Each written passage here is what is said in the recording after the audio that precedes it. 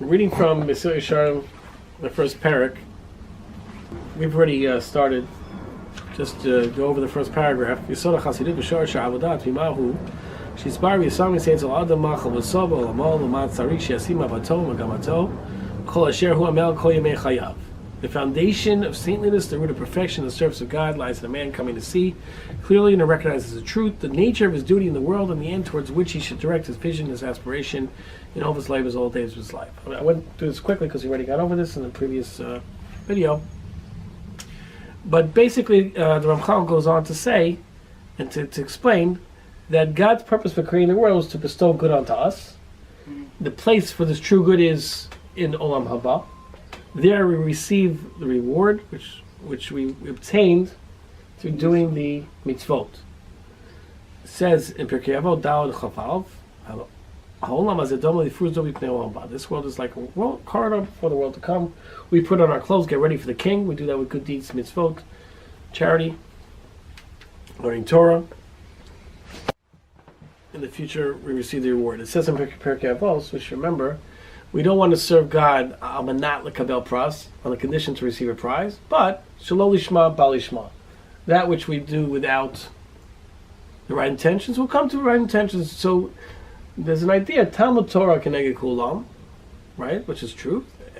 Torah is better than anything you could do, really. Sometimes you have to do other stuff.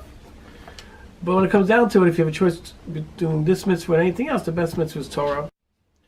And if you learn Torah just for the sake of learning for intellectual knowledge and you don't care about serving God, still learn Torah. Do it lo lishma, ba lishma. There's something intrinsic in the Torah. There's a holiness, there's a spirit Hashem imbued in the Torah, that by being involved in the Torah process of learning the Torah, you'll be improved and you'll be improving the world. So you'll be doing good. Don't worry about being perfect. Worry about it. Of course, we're learning Mesillat Yesharim, path of the just. But don't worry to the point where you won't do anything. Some people are scared to serve God. Because why? And this is a lot of the world. Why are a lot of the world not keeping Shabbat? Figure. If I have to keep Shabbat, then I got to keep everything. And it's hard to keep everything. Torah gives us a very strict set of laws. 613 laws for the Jewish nation. And within those laws there's many rules. So yes, Hashem teaches us what is truth. You want to serve? This is the way you serve. This is the perfect way to serve. But we're human beings. So surely Hashem knows that because Hashem created us. So no one's perfect. So everybody's got their own level and everybody's got their own path they have to find and achieve. Everything guided towards truth through Torah. Some people are on this level, some people on that level, some people on this level. So just because you're not perfect, which no one is, doesn't mean you don't try. Try.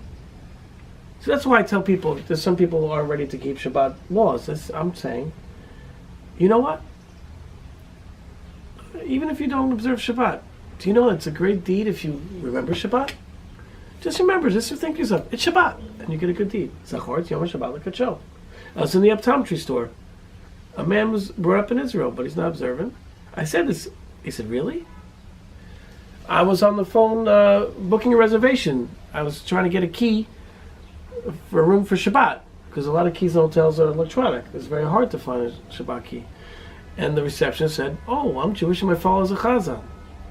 I found out her father was a chazan in that religious place. So I said, did you know that even if you're not keeping the laws of Shabbat, if you just remember Shabbat, it's a good deed? She said, oh, it's a good idea, I'll try that. If we try to implement and help other people do teshuvah, even in one step, it's going to help ultimately. Even if the goal for them is not to become religious, even if they don't become, quote unquote, when I say religious, I didn't mean it like I said it. I mean observant. Religious means I believe in God. Observance means keeping the laws. Even if they only want to think Shabbat and not ever do, it's still good. Don't think that if you think something positive, you have to do everything, otherwise you're not good, you're a hypocrite. No. Hashem wants us to do what we can. I'm saying this not to say don't become fully observant if you're out there and not holding where you are keeping a path where you're trying to keep everything.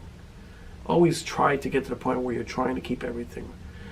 What I'm saying though is, if you're someone out there that's not trying to keep everything and never wants to try to keep everything in your head, you're thinking that. Still do something. Don't worry about it. God loves that. God loves you and is helping everybody. Because by your good deed, you're helping everybody. So that's part of truth. This is the third time in the last couple of weeks that I've gone over a lesson on this particular page. And this is the first time that kind of lesson came out. So there's an idea of chazara. You review something, and something chidush comes every time. There's also idea of shivim panim Torah, 70 faces of Torah. You can make that's just idea 70 faces. Why 70 faces? There was 70 languages, 70 main nations. Now there's more. There's lots of more nations came out. And the end of this page, today for their performance and tomorrow for receiving the reward. Today we do, tomorrow we receive the reward. I mentioned this also yesterday in a lesson about money. And I also, a couple weeks ago, about a lesson on money. Our money-making efforts should only be efforts to serve Hashem. The goal of making money can't be a goal of itself. It doesn't last. Torah mitzvot lasts forever. Money is only a ways towards doing Torah mitzvot. Otherwise, it's nothing. Okay, let's go on. I'm going to skip a couple pages to get to where I left off. I'm going to go the Im Tamik Od Binyan Tireh. Can we find that? Where is it? It's going to be about in your book, 2 or 3 pages further. Okay, Im Tamik. Let's go. Im Tamik Od Binyan Tireh. If you look more deeply into the matter, Ki Olam Nivra L'Shimush Adam, you will see that the world was created for man's use. Amnam, in truth. Hinehu Omei B'Shikul Gadol. Man is the center of a great balance. For if he is pulled after the world and is drawn further from his creator, he is damaged and he damages the world with him. And if he rules over himself, he unites himself, and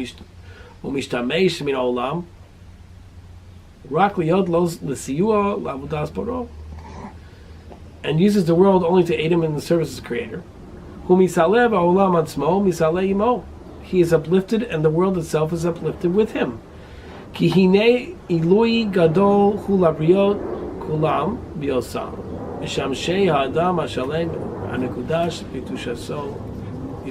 For all creatures are greatly uplifted when they serve the whole man, who is sanctified with the holiness of the Blessed One. What does that mean? What does it mean? The last one. That's right. What does it mean? This is interesting. What does this mean? The whole man. So a chair that someone's sitting on, if it's used when they're learning Torah, So the whole man, I guess, referring to here. then it becomes holy. It's Kedusha, right? So we learn. So let's put it to today. So let's say people are learning, right? So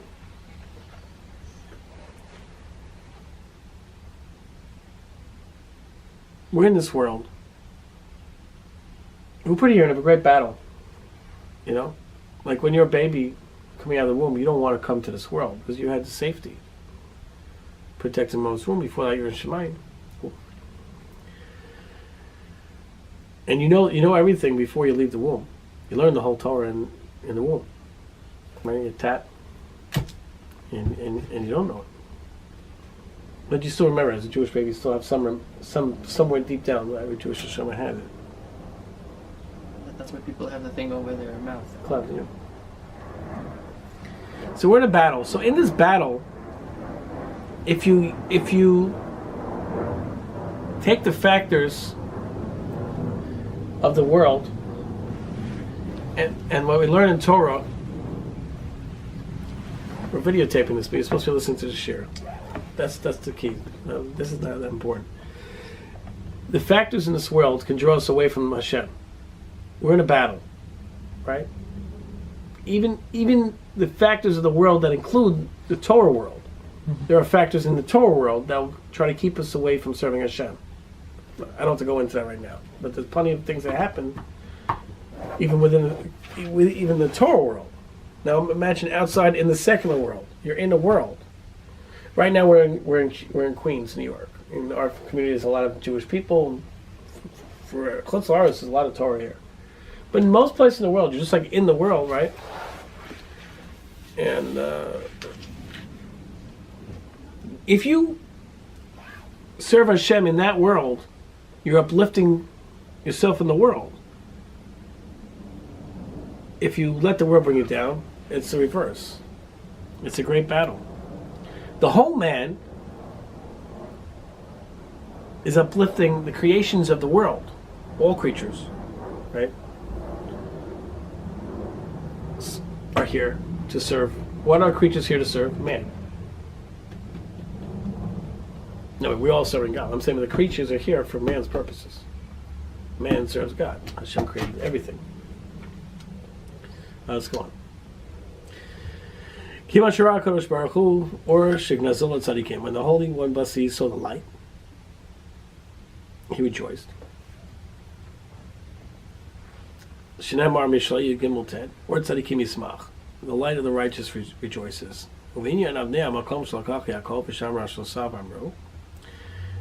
in relation to the stones of the place Yaakov took and put around, how they said, where Yitzchak said,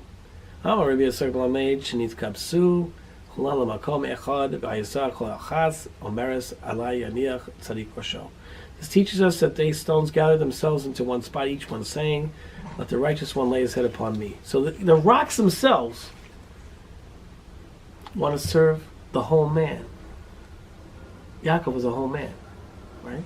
Yaakov was in the midst of the battle. In his life, he had many battles. Right? Esav. Lavan, yeah. Lavan, Esav, Lavan. Those are battles. Dina. Joseph. Then even the battle of the Malach, right? Why we have the prohibition of Gidon Hashem. Huh? Go further. Go down to Klalo. I'm skipping a few lines. Klalo shel davar. To summarize, Ha'adam lo nivra ba'avor matzavo ba'olam hazeh. Man was created not for his station in this world, ela ba'avor matzavo ba'olam haba, for his station in the world to come. Ela shematzavo ba'olam hazeh. It is only the station in this world. Hu em sa'ila matzavo ba'olam haba shu ta'tachliti, which is a means towards a station in the world to come, which is the ultimate goal. The goal has to be the next world. If that is your goal, then you can't worry about money too much. Just you're concerned about it to pay things to get for the purpose of the next world. But if you're just worried about, I need money so I can get a better house, not a house for enough space, okay. Talking about fancier house, fancier car, more trips, more bling, more of this. Then you're concerned about this world. We have to live life for the next world. When you pick a wife, pick the wife that's going to help you prepare for the next world. No, you want to pick a place to live. Pick a place to live. Live in the place that's going to prepare you for the next world. What's the best place to prepare you for the next world? You have an answer? I have a simple answer. Not everyone thinks it's simple. What do you think is the best place to prepare you for the next world? Whoever a person feels that he's going to grow the most spiritually. So that's up for debate. No? So that's not a bad answer. But It's not the same for everyone. No? That's what the community in America seems to be holding. No? Wouldn't that be all around the globe? Yeah, that's not the wrong answer. It's not exactly how I think. But then again, I'm not the rabbi. I'm just a speaker. Would Eretz Yisrael be the best, even for people who are born? This is what I would say. If you let's use Rav Yisrael's answer and go on that. If you didn't feel that being in Eretz Yisrael would detract from your learning level or your spiritual level, then surely Eretz Yisrael is the best place to live, even if you make less money. That's what I like to say. If you felt you will not learn well enough over there, it's going to hurt your learning, and you had some valid reason for that, then there are rabbis that would back Yisrael's view that we should be learning here. I feel it's a problem as a community, not as an individual. If the community, which is what the community is doing in America, is holding, then in general, it's a good idea to stay in America now because it's a better place to learn. I totally disagree.